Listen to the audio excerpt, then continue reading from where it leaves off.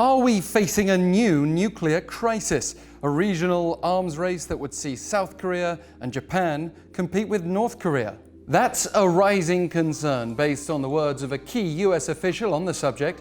Here to explain how and why, I'm Alex Jensen for Korea Now. It was around a week ago that US Special Representative Stephen Biegun openly questioned how soon voices in South Korea or Japan begin to ask if they need to be considering their own nuclear capabilities.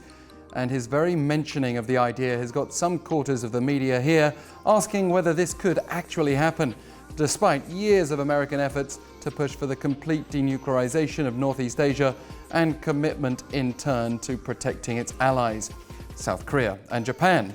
Remember, US tactical nuclear weapons were deployed on and off until 1991, when the then Bush administration announced their withdrawal here as part of denuclearization efforts.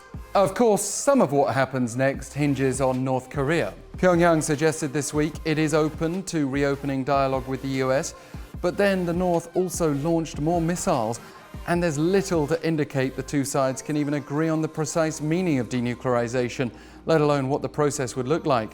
Pyongyang may yet be hedging its bets after American Secretary of State Mike Pompeo warned President Donald Trump would be very disappointed if North Korean leader Kim Jong-un does not return to talks. Some analysts are concerned Trump's America First policy could weaken the alliance with South Korea to the point where political pressure here points to nuclear armament. But Biegun's main aim was seemingly to offer an alternative vision, a future in which, if tensions can be lowered, US military forces in South Korea will no longer need to stand perpetually ready to fight. This vision is part of Washington's attempt to help North Korea see the benefits of dialogue. The risk, though, is that if the North doesn't view things that way, and we don't see change, is the US prepared to accept nuclear powers in Seoul and Tokyo? Biegun raised the question, at least, as did a report for the US Congressional Research Service last week.